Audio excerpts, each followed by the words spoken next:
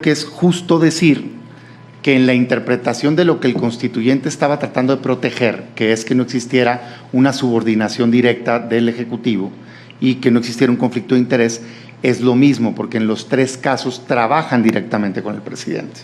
En su caso, comisionada, no secretaria de Estado, pero sí subordinada laboral, digamos, del presidente, y quiero entender, no me deje poner palabras en su boca, miembro del movimiento que representa el presidente, más allá de militancia, sino de, digamos, de su gobierno, pues, ¿no?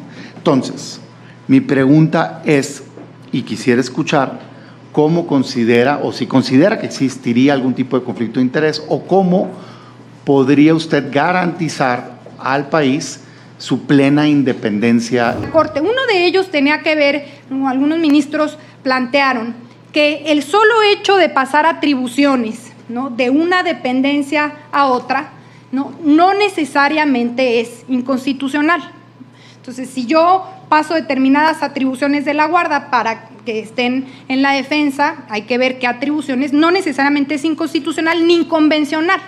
¿Por qué? Y se hace un análisis en este sentido en una de las intervenciones. ¿Por qué? Porque, bueno, por ejemplo, la propia Corte Interamericana no ha establecido como inconstitucional cuerpos de policiales, cuerpos policiales civiles, que ya sea tienen características similares, sobre todo en disciplina, en formación a las militares, o segundo, incluso están en las dependencias del ramo de la defensa. Hay muchos ejemplos a nivel latinoamericano, a nivel europeo, de cuerpos intermedios que tienen características militares, y no estamos pensando que todos estos cuerpos son, no digamos, inconstitucionales, pero en contra de los derechos humanos, Ese solo hecho no es per se inconstitucional. Incluso, hay ya los mencionábamos en el caso de la pregunta que se hacía también respecto a las Fuerzas Armadas, hay ya criterios de la Corte en donde, y este es un segundo punto que se discutía, en donde se decía es distinto hablar, porque sé que también estamos hablando no nada más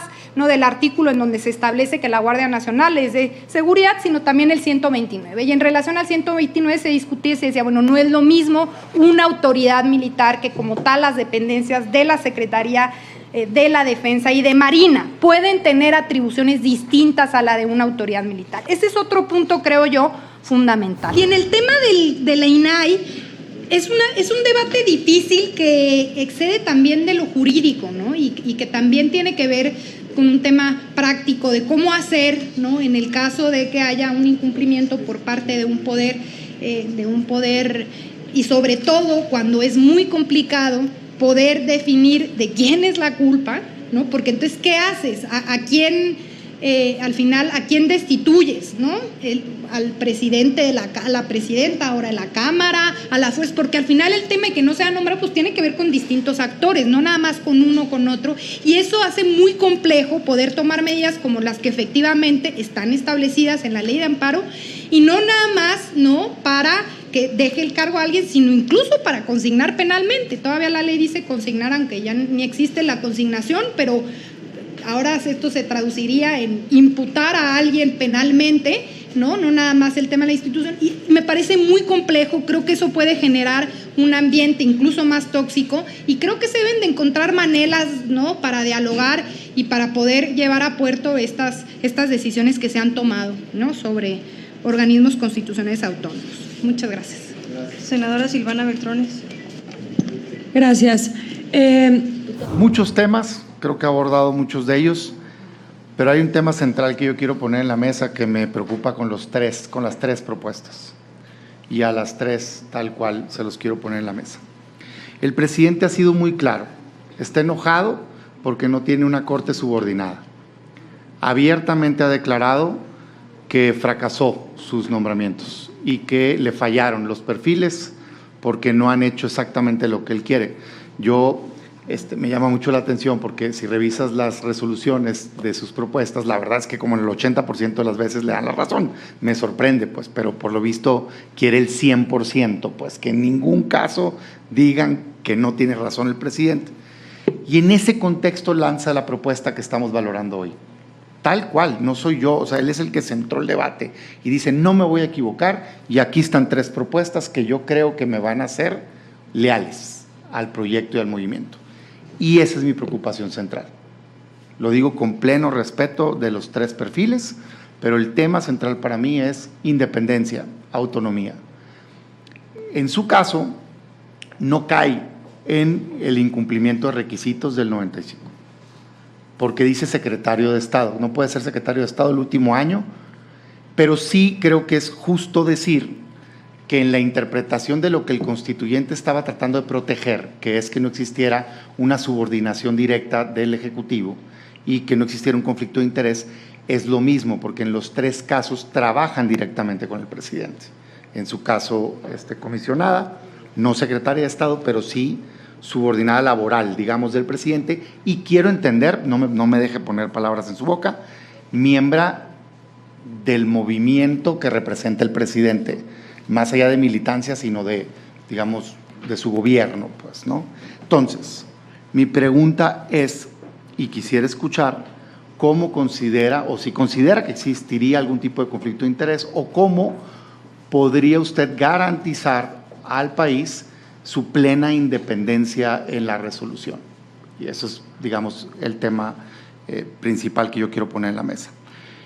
Segundo, algunos criterios específicos. Me queda claro, y siempre contestan muchos comparecientes, es que no me quiero poner en un posible futuro, pero es que entonces no vamos a saber nunca cómo piensa. Estamos nosotros juzgando si la persona es adecuada y necesitamos saber qué piensa sobre temas delicados para poder tener una buena idea de cómo va a resolver algunos asuntos. De antemano sé que depende de cómo llegue el caso, las particularidades, pero yo quisiera preguntar así en específico sobre alguna serie de temas, unos en esta primera ronda y otros en la segunda. El primero tiene que ver con la Guardia Nacional. En concreto, mi pregunta es su opinión sobre la resolución que tuvo la Corte. ¿Cree que era constitucional o no la ley secundaria que le daba el control operativo y administrativo a la Sedena y que ponía como titular, aunque decía que era Secretaría de Seguridad Pública, ponía en el orden de estructura a la Sedena arriba? Es un tema que ya se resolvió, creo que perfectamente se puede dar una opinión sobre eso y creo que es un tema que se va a volver a poner en la mesa seguramente, ¿no?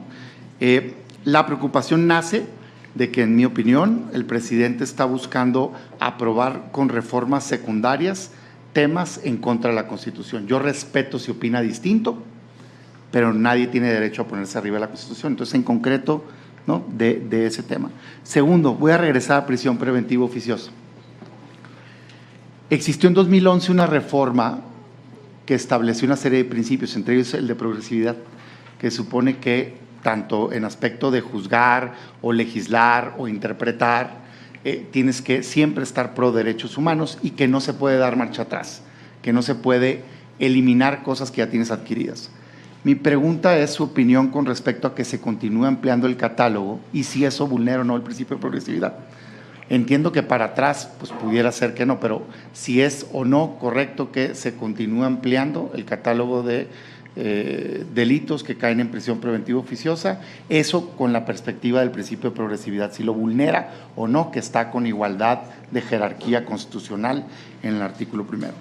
Y sobre ese mismo tema, si usted considera viable analizar la interpretación que se puso sobre la mesa a la Corte, de que la Corte interpretara qué significa prisión preventiva oficiosa y que no se entendiera que en automático significa otorgarla, sino que el juez esté obligado a analizar, no solo esperar si la pide el Ministerio Público o no, como una posible salida de solución.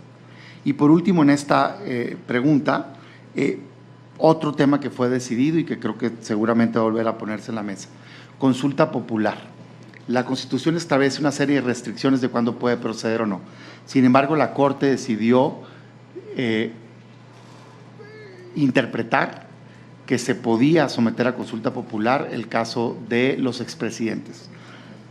Para mí, como abogado, es muy claro, si alguien es culpable lo tienes que meter a la cárcel, si alguien es inocente lo tienes que dejar en libertad. No creo que sea un tema que le tengamos que preguntar a la gente y creo que tiene una prohibición constitucional, pero parece ser que no está tan claro porque los ministros y ministras decidieron en su mayoría que era legal preguntarle a la gente sobre si alguien tenía que ser procesado o no. Le quiero preguntar su opinión con respecto a esa resolución que tuvo la Suprema Corte de Justicia de la Nación. Por sus respuestas, muchas gracias.